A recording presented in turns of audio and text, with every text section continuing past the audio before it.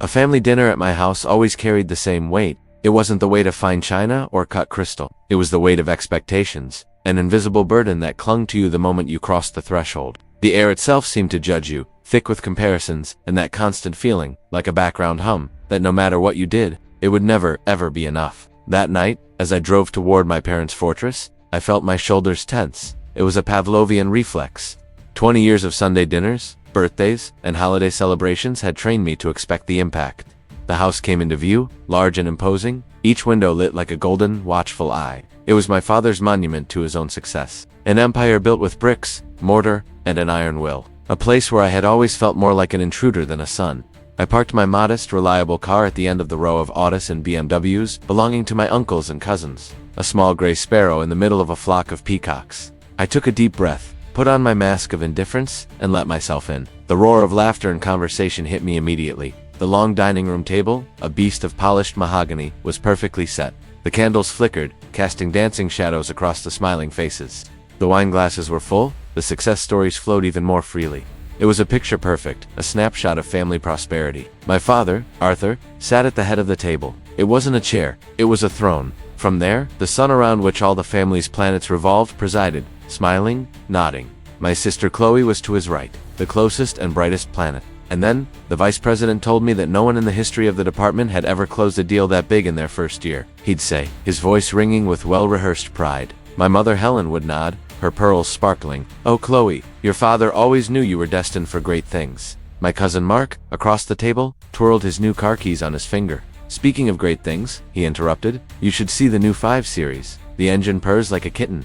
My father raised his glass to him. "That's it, Mark. Rewards for hard work. That's what it's all about."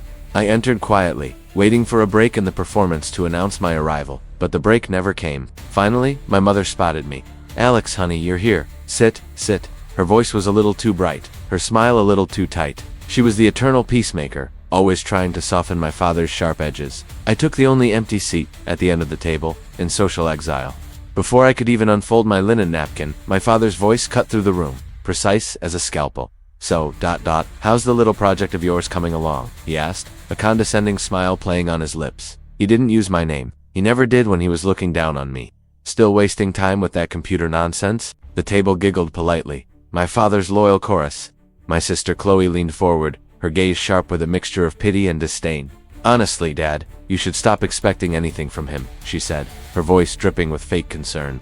"He's always chasing childish dreams.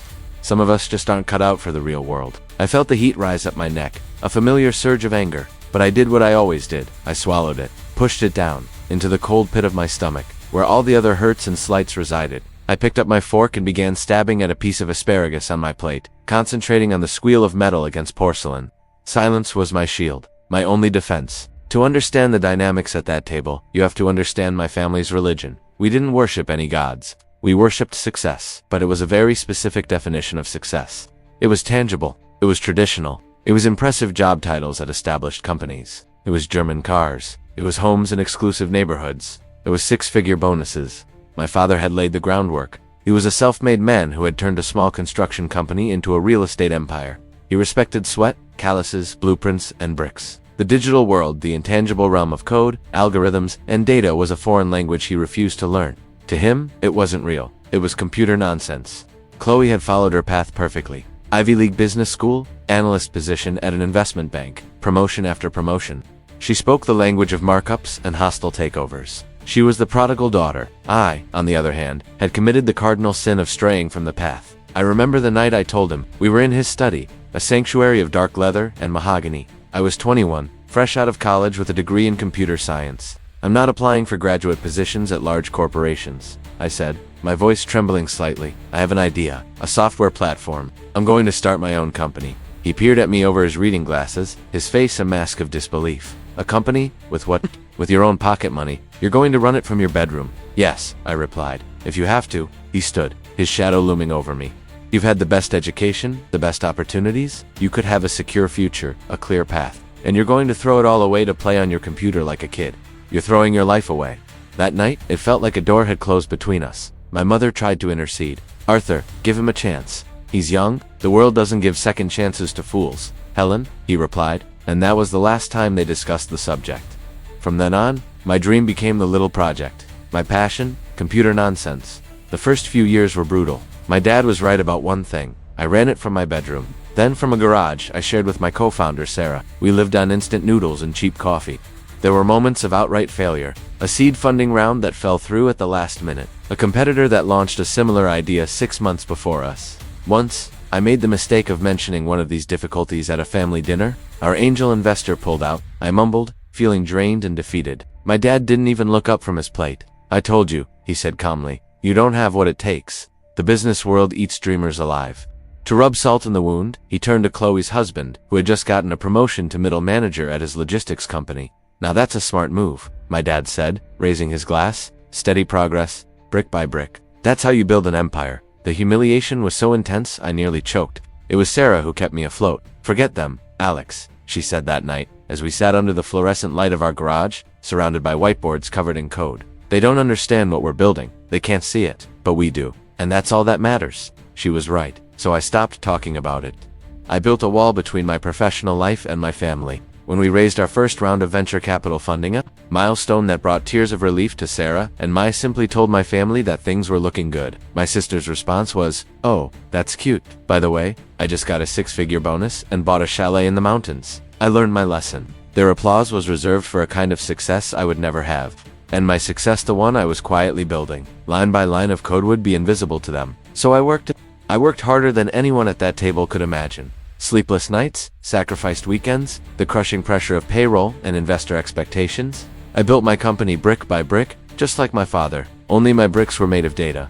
And now, back at dinner that evening, as the meal continued, each success story from the others was greeted with cheers and applause. Chloe's promotion, Mark's car, my uncle's first-class trip to Europe. Each one was a gem presented to my father, and he accepted them with approving smiles. When attention momentarily shifted to my quiet corner of the table, my father simply shook his head, a look of resigned disappointment on his face, and then he raised his glass. "To the family," he said, his voice echoing in the room. Then he paused, his eyes scanning the table and stopping on me. "Well, to most of the family, for actually achieving something." Unlike some people at this table, the laughter erupted again, louder this time. It was cruel. It was deliberate. It was the final straw that had been filling for a decade. My hands trembled beneath the tablecloth, my knuckles white. I felt the surge of anger, the familiar pang of humiliation. But this time, something was different. Beneath the anger, there was an icy calm. The pit of hurt in my stomach didn't churn. It solidified. It became a steely foundation. This time, I didn't swallow it. I didn't stay silent. I placed my fork down on my plate. The clink of metal against china was surprisingly loud in the pause between the laughter. I looked directly at my father, across the long expanse of the mahogany table, and I spoke. My voice was the quietest in the room, but it cut through the noise like a diamond cuts glass.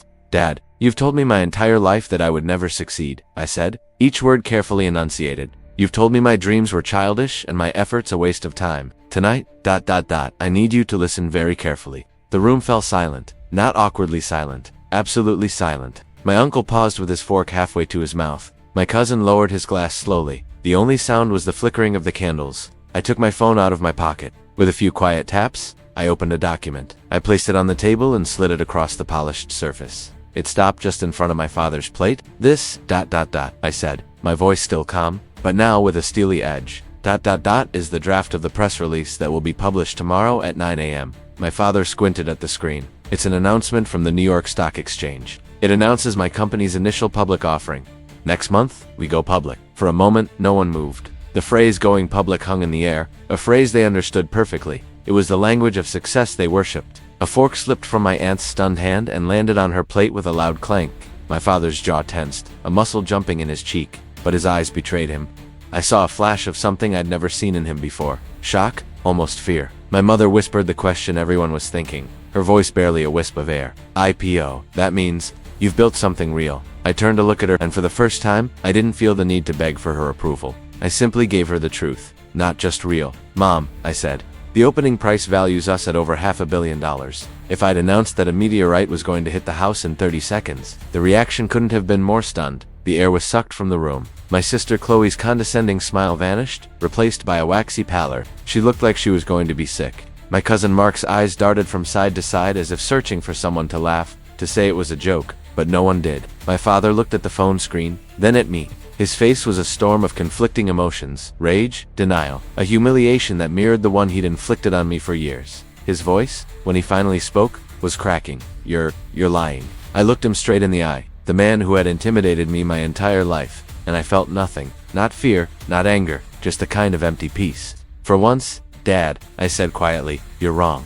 I leaned back in my chair, a feeling of lightness spreading through my body. I picked up my wine glass, the stem cool against my fingers. I raised it, not toward them, but to the room at large, and I spoke slowly, savoring each word, letting each syllable fall into the deafening silence. To the family, I began, for underestimating me, and to this table, I continued, my eyes scanning each frozen face, for being, finally, silent. No one dared speak after that. Dinner, which had begun with so much noise and boasting, ended in a thick, awkward silence. For the first time in my life, my father was speechless. His power, which had fed on my silence, evaporated in mine. I watched it unfold. The confusion on their faces, the rapid calculation in their eyes, they were re-evaluating 20 years of history in 20 seconds. I didn't stay to see the fallout. I didn't need their forced apologies or their suddenly interested questions. I laid my napkin on the table, gave my stunned mother a small nod, and left. As I walked to the door, I felt their gazes on my back. But for the first time, they didn't carry the weight of judgment. They carried the weight of their own monumental miscalculation. Stepping outside into the cool night, I took a deep breath. The air no longer felt heavy, it felt light, clean. My phone started buzzing almost immediately. A text from my mother. We need to talk, please. A missed call from Chloe. Then, a call from my dad. I looked at his name on the screen. For years, that call would have made my heart race with anxiety. That night, I simply silenced it. As I walked away from the house, I knew I hadn't won an argument. I had won my freedom. The silence at that table wasn't my true victory. The true victory was the silence of my phone. The realization that I no longer needed it to be picked up. And in that silenced mind, my chosen one, I finally felt free. For years, my silence was my shield against his judgment. That night, his silence became the testament to my success. But the real release didn't come when they fell silent at the table. It came minutes later, in my car, when my father's name appeared on my phone, and without hesitation, I pressed the mute button. In that moment, I understood that true power wasn't making them listen to me, but finally giving myself permission to no longer have to listen to them. The real IPO wasn't my company's was my own life's. A public declaration of my independence and my value, determined not by the market or my family's approval, but by myself. This story is for everyone who has ever felt underestimated, for the dreamers who were told their ideas were bullshit. If you've ever struggled to have your passion taken seriously, I want to read your story in the comments. There's immense power in sharing our struggles. Subscribe to the channel and activate the bell to join a community that understands that success comes in many forms, and that the greatest victories often take place in silence, because your value doesn't need anyone's approval to go public. See you in the next story.